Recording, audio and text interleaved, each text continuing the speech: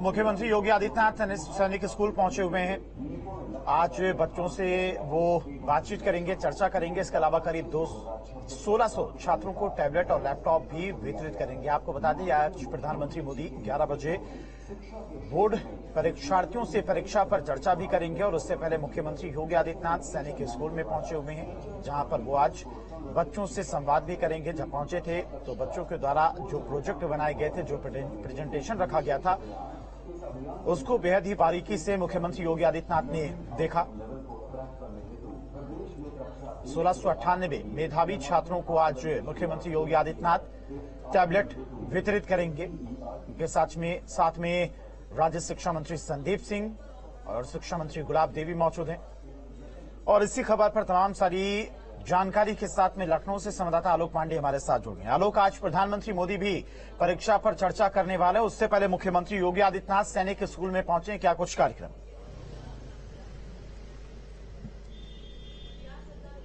बिल्कुल, देखिए, आज जिस तरह से प्रधानमंत्री नरेंद्र मोदी बच्चों को टिप्स देंगे कि किस तरह से एग्जाम के दौरान आपको न सिर्फ तैयारी के साथ साथ इसमें कैसे अपीयर होना है, किस तरह से आप अपने तनाव को दूर कर सकते हैं, किस तरह से आप अपने आत्मविश्वास के साथ उस बोर्ड परीक्षा में हिस्सा लीजिए जो सामने है। हाई स्कूल और इंटर की बात हो रही है, लेकिन सबसे महत्वपूर्ण यही है कि प्रधानमंत्री नरेंद्र मोदी ने ये कार्यक्रम सिर्फ बच्चों के लिए इसलिए भी शुरू किया क्योंकि आमतौर पर बोर्ड के एग्जाम्स को कुछ इस तरह से हमेशा दिखाया और बताया जाता है जैसे ये बहुत बड़ा एक हवा टाइप का बना के रखा गया था। और इसी वजह से प्रधानमंत्री नरेंद्र मोदी ने जब ये बात शुरू भी की बच्चों के साथ, तो उन्होंने कहा भी यही कि हम उस जो डर है उसको डर को दूर करने के लिए इस तरह का कार्यक्रम उन्होंने किया और किताब भी लिखी। आज फिर एक बार वो बच्चों के साथ रूबरू होंगे। बहुत सारे बच्चे होंगे जिनके सवाल, और वो आमतौर पर इन बच्चों के साथ समय भी देना चाहते हैं। पिछले बार की तरह जिस तरह से कार्यक्रम हुआ था,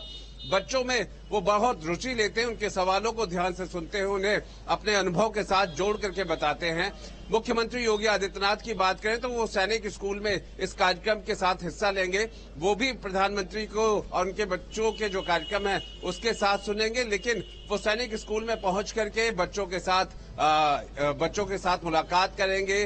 वही प्रश्न और उत्तर का सेशन वहां पे मुख्यमंत्री का चलेगा और साथ में बच्चों को, चूंकि माध्यमिक और बेसिक के कार्यक्रम का आयोजन है, तो वहां पे वो बच्चों के साथ पुरस्कार भी देंगे और साथ में जो टैबलेट है, स्मार्टफोन है, उन सबको भी वितरित किया जाएगा। जी आलोक, एग्जाम बुक वॉरियर्स भी लॉन्च की गई है जिसमें बहुत सारे टिप्स दिए गए। चाहे प्रधानमंत्री मोदी के द्वारा जब भी परीक्षा पर चर्चा की जाती है तो बच्चों को बताया जाता है किस तरह से आप बोर्ड एग्जाम की तैयारी करें। साथ ही साथ मुख्यमंत्री भी आज बच्चों के बीच में पहुंचे हुए, किस तरह से मुख्यमंत्री की तरफ से बच्चों को इस परीक्षा को लेकर टिप्स दिए जाएंगे आज? देखिए, सबसे मुख्य और बड़ा कार्यक्रम तो प्रधानमंत्री का ही है और प्रधानमंत्री इस बात को हमेशा कहते रहे हैं कि बोर्ड की परीक्षाएं आमतौर पर बहुत ही कठिन और बच्चों को दबाव में, प्रेशर में डालने वाले होते हैं। इसीलिए उन्होंने उस किताब को लिखा, एग्जाम वॉरियर, और उसके बाद लगातार उसमें अपडेट होते रहे, नए एडिशंस आते रहे। और साथ में ये जो प्रधानमंत्री की बात रही है वो हमेशा कि इन बच्चों में तनाव नहीं होना चाहिए। जब वो बोर्ड के एग्जाम में बैठे तो उनके अंदर किसी तरह का डर, भय और इस तरह की कोई चीज ना हो जिसमें वो किसी भी लिहाज से जो उनका कॉन्फिडेंस है वो खराब हो। और यही सब वजह था, उद्देश्य था, जिसकी वजह से उन्होंने किताब लिखी। वो बच्चों के बीच जाया करते थे, सवाल जवाब का सेशन होता है। इस बार भी हम वही सेशन देखेंगे। मुख्यमंत्री योगी आदित्यनाथ ने भी उसी तरह एक पहल की है। सरोजिनी नगर जो कि सैनिक स्कूल है, वहां पे बच्चों के बीच में हैं और उसके साथ ही वो बच्चों से भी वही बात करने वाले हैं, क्योंकि बच्चों के बीच में मुख्यमंत्री भी मिलना पसंद करते हैं। वो चाहे जनता दरबार लगा करता हो या फिर बच्चों के कार्यक्रम होते हो या लैपटॉप और स्मार्टफोन के वितरण रहा हो, वो हमेशा उनके अनुभव पूछते हैं, देते वक्त उनसे नाम, क्या करना चाहते हो। वही एक मौका फिर ठीक है आलोक, आपके पास वापस आएंगे, लेकिन मुख्यमंत्री योगी आदित्यनाथ निपुण भारत मिशन के अंतर्गत योगी आदित्यनाथ विद्या समीक्षा केंद्र का उद्घाटन करते हुए नजर आए हैं मुख्यमंत्री योगी आदित्यनाथ। और अब वो डॉक्यूमेंट्री, वो प्रेजेंटेशन पीछे प्रोजेक्ट पर चलता हुआ जो सुरक्षित करेगा विद्यार्थियों का उज्ज्वल भविष्य।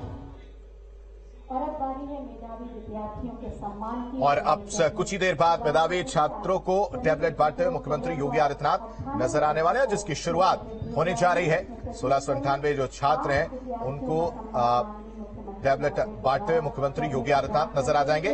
वो भी तस्वीर हम अपने दर्शकों को दिखाएंगे। आलोक लगातार हमारे साथ बने हुए एक एक अपडेट दे रहे हैं। आलोक का रुख करते हैं। आलोक, परीक्षा पे चर्चा एक प्रधानमंत्री नरेंद्र मोदी के आने के बाद छठवां ये संस्करण है, छठवीं बार जो है वो चर्चा करते हुए नजर आएंगे। एक अच्छी पहल, साथ ही साथ स्ट्रेस मैनेजमेंट इस दौरान कितना जरूरी हो जाता है बच्चों के लिए और कितनी बड़ी भूमिका रहती है टीचर्स की और साथ ही साथ पेरेंट्स की, वो भी बहुत जरूरी है। इस पर भी कहीं ना कहीं चर्चा जब होगी तो एक समझने की जरूरत हो जाएगी टीचर्स को भी और पेरेंट्स को भी कि कैसे बोर्ड एग्जाम के दौरान बच्चों के साथ रहें, उनके साथ बर्ताव करें, उनको समझने की कोशिश करें।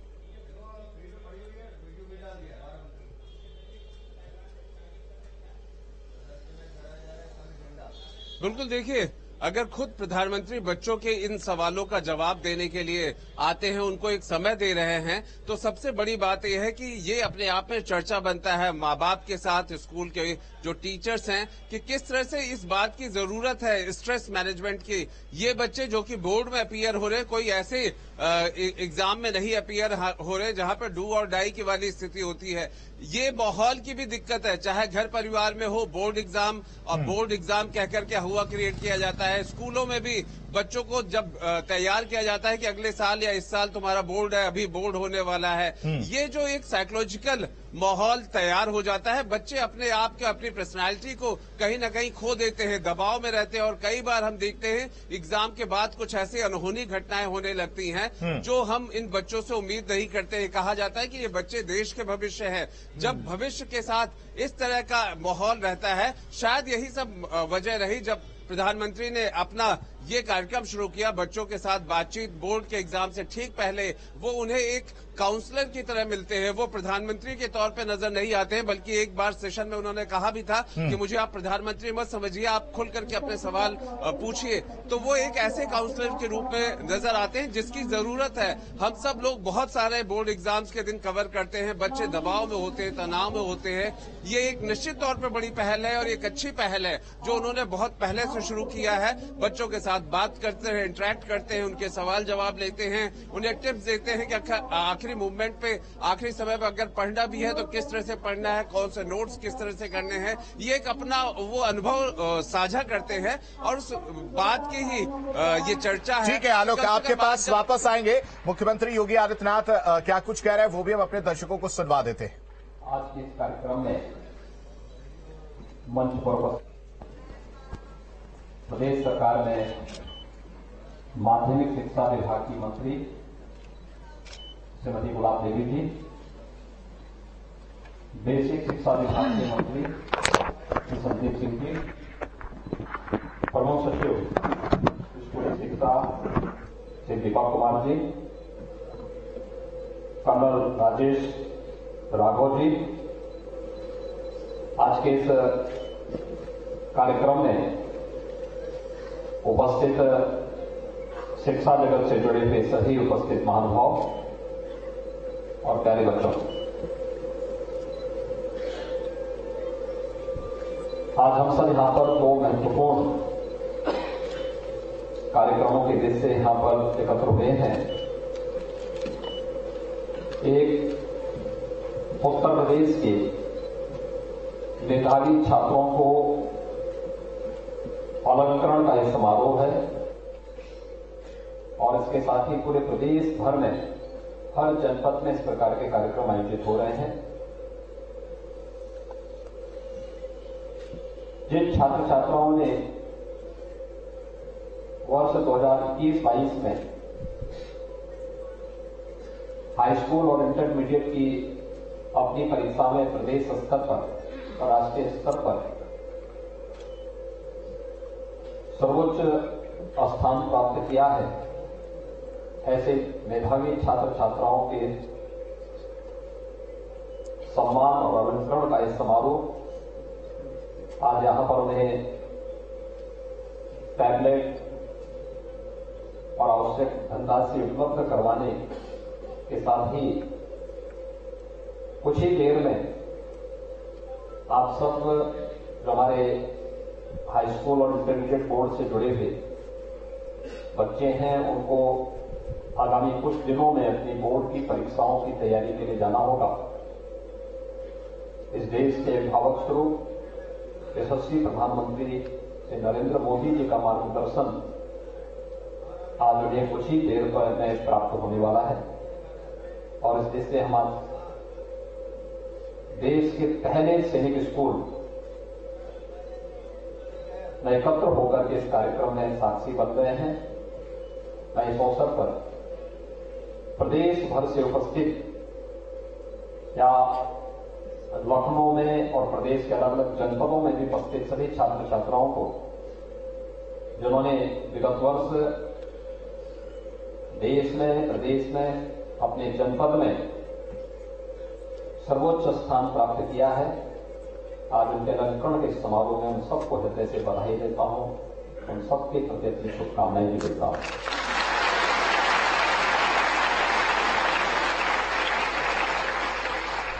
इसके साथ ही इस सैनिक स्कूल में आयोजित आज के इस कार्यक्रम में हम सब जानते हैं कि यह सैनिक स्कूल 1960 में तत्कालीन मुख्यमंत्री डॉक्टर संपूर्णानंद जी ने स्थापित किया था और इस देश का पहला सैनिक स्कूल है। इस सैनिक स्कूल की अनेक विशेषताएं हैं, यानी पहला देश का सैनिक स्कूल है। सैनिक स्कूल एक लंबी श्रृंखला उसके बाद देश के अंदर अलग अलग राज्यों में स्थापित हुई और आज हम उत्तर प्रदेश में स्वयं 5 सैनिक स्कूल उत्तर प्रदेश शासन वर्तमान में या तो संचालित कर रहा है या अगले वर्ष सत्र तक हम लोग 5 सैनिक स्कूल संचालित करने की कार्रवाई को आगे बढ़ा चुके होंगे। देश का पहला सैनिक स्कूल है जहां पर बालिकाओं को भी प्रवेश हुआ है और मैं भी देख रहा था कि जो बालिकाएं मंच पर आकर के एग्जाम वॉरियर जो पुस्तक प्रधानमंत्री जी ने तनाव मुक्त वातावरण में परीक्षा देने के लिए, क्योंकि अक्सर होता है अभिभावक का,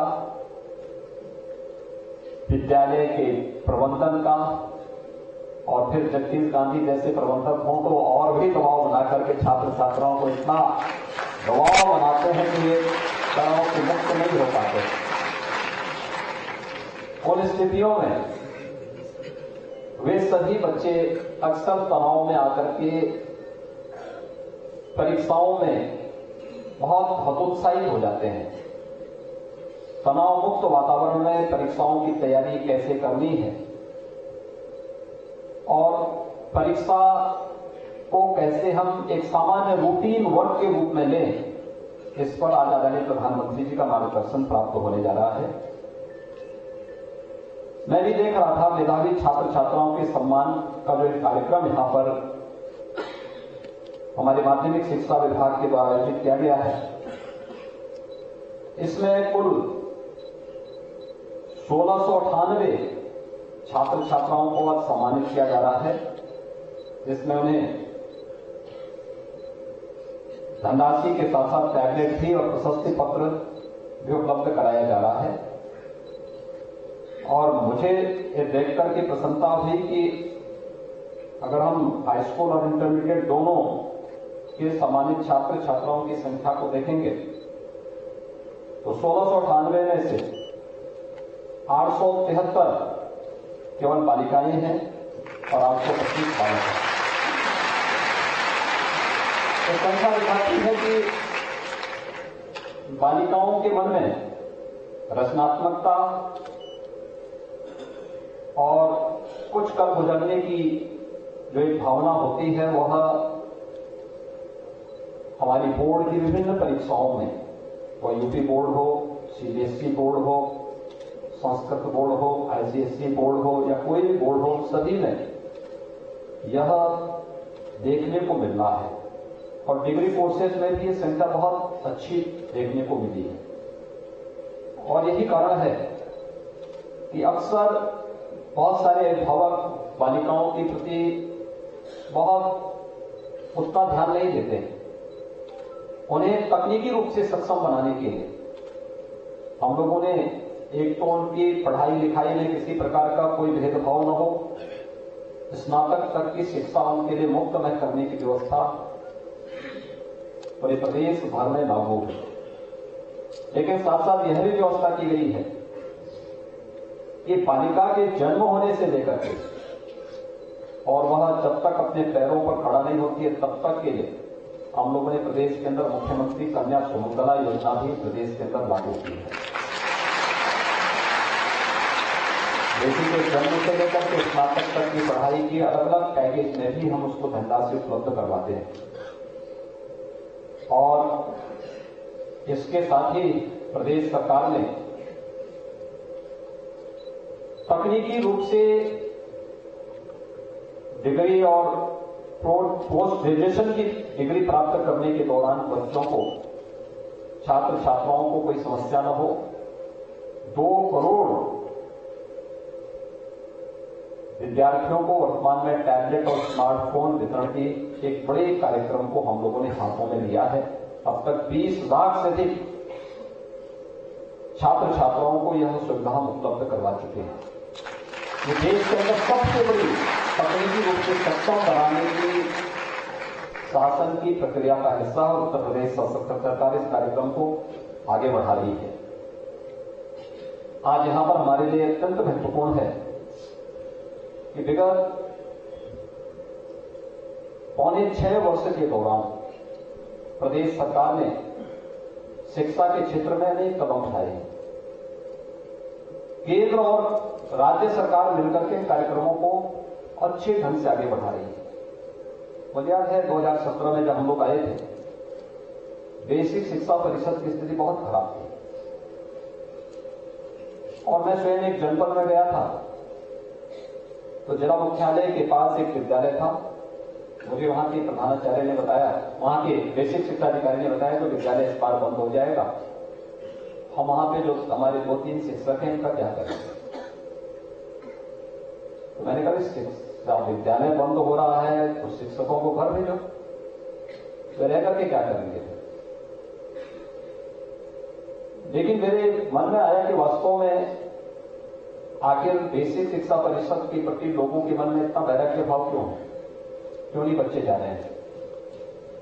या तो इंफ्रास्ट्रक्चर नहीं है, या वहां पे पठन पाठन का उचित माहौल नहीं है, या फिर किसी न किसी प्रकार से कोई ऐसा कारण जरूर है कि लोग वहां पर आना नहीं चाहते, उसके प्रति आकर्षित नहीं होना चाहते। मैंने वहां पर उन लोगों के सामने एक टारगेट दिया था कि भाई देखो, आप ये सुनिश्चित करो कि जो जितने भी शिक्षक हैं या शिक्षा मित्र हैं, लोग एक एक घर में जाकर के लोगों की काउंसलिंग करें। स्कूल जाने वाले हर बच्चे को, और बालक हो या बालिका हो, स्कूल आने के लिए प्रेरित करें।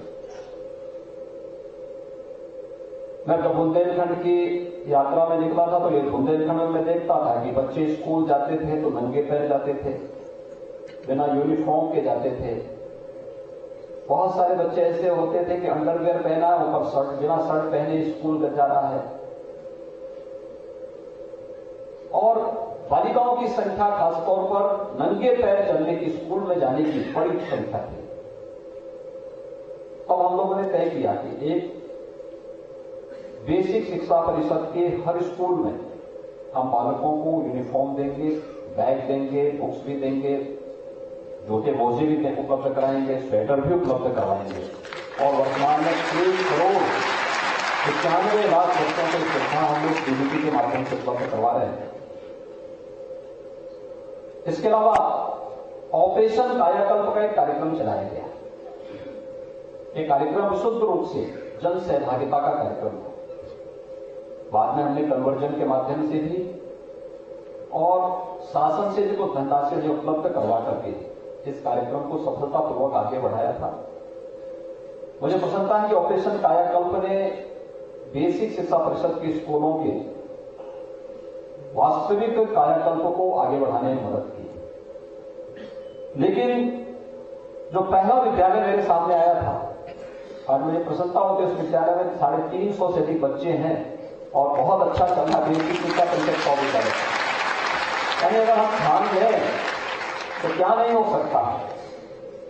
और विगत 5 वर्ष के दौरान कोरोना जैसी महामारी के बावजूद इन स्कूलों में बच्चों की संख्या में काफी बढ़ोतरी हुई थी। उस बढ़ोतरी को देखते हुए मेरा मानना है प्रदेश भर में अगर हम देखेंगे लगभग 60 लाख बच्चे अतिरिक्त बढ़े हैं बेसिक शिक्षा परिषद के स्कूलों में। ये संख्या दिखाती थी कि इतने बच्चे अब स्कूल नहीं जा पाते थे या उन्हें स्कूल जाने के लिए प्रेरित नहीं किया जाता था या उनके पास उस प्रकार के साधन नहीं थे। आज वे सभी स्कूल जा रहे हैं, ये हमारे लिए प्रसन्नता का विषय है। और इस दौरान अनेक कार्यक्रम केंद्र और राज्य सरकारों ने प्रारंभ किए, खासतौर पर निपुण भारत कार्यक्रम जिसमें अभी विद्या समीक्षा केंद्र का एक उद्घाटन का कार्यक्रम भी संपन्न हुआ है। इसके अलावा प्रदेश भर में तमाम प्रकार के जो कार्यक्रम चल रहे हैं ये सभी बहुत ही रचनात्मक है, बहुत ही सकारात्मक है और ये चीजें दिखाती हैं कि अब सर्वे दिखाते हैं कि उत्तर प्रदेश के अंदर स्कूली शिक्षा के बेहतरी के लिए जो प्रयास हुए हैं उसके सार्थक परिणाम हम सबके सामने आज दिखाई दे रहे हैं। दूसरा, हाई स्कूल और इंटरमीडिएट की परीक्षा में यूपी बोर्ड के हर केंद्र में लगभग हर जनपद के अंदर नकल एक सामान्य प्रक्रिया का हिस्सा बन गया है, उस पर प्रभावी अंकुश लगाया गया। आज प्रदेश के अंदर अगर आप देखेंगे तो यद्यपि पिछले 3 वर्ष के अंदर कोरोना जैसी महामारी के कारण रेगुलर परीक्षा कराने में कुछ दिक्कतें हुई। 21-22 में हम लोगों को 20-21 में तो बच्चों को प्रमोट करना पड़ा था, लेकिन फिर भी जहां पे परीक्षाएं होती थी उसमें देखने को मिला कि उससे पहले भी कि किसी भी जनपद की पूरी परीक्षा को निरस्त नहीं किया गया। उसकी शुद्धता और पारदर्शिता को बनाए रखने में पूरी मदद की गई, उन कार्यक्रमों को आगे बढ़ाने का कार्य हुआ है और आगे भी बच्चों के अंदर एक स्वस्थ प्रतिस्पर्धा जन्म ले, वो विद्यालय स्तर पर हो, अभिभावक बच्चों को उसके लिए तैयार करें। दुनिया के अंदर अपनी परीक्षा में अच्छा अंक प्राप्त करना ये अच्छी बात है, लेकिन किसी बच्चे को इसके लिए बाध्य नहीं करना, बहुत दबाव नहीं बनाना। आखिर जिसकी जितनी क्षमता होगी उसके बौद्धिक और उसके शारीरिक विकास के अनुरूप उसकी जितनी क्षमता होगी उतना परिणाम वो दे देगा, लेकिन उससे अतिरिक्त दबाव बना करके हम उसके साथ अन्याय करते हैं। और अक्सर ये होता है कि बच्चा अवसाद में चला जाता है, तनाव में रह करके कि ज्यादा अंक प्राप्त करने के लिए स्वस्थ प्रतिस्पर्धा आवश्यक हो या अच्छा करने के लिए लोगों के मन में स्वस्थ प्रतिस्पर्धा का भाव हो, ये अच्छा है, लेकिन हम दबाव बना करके या शॉर्टकट का रास्ता अपना करके उसे सफलता की ओर अग्रसर करने का प्रयास करें, ये उसके लिए घातक हो सकता है। इस पर ही आज आदरणीय प्रधानमंत्री जी ने एग्जाम वॉरियर्स नाम की जो पुस्तक लिखी है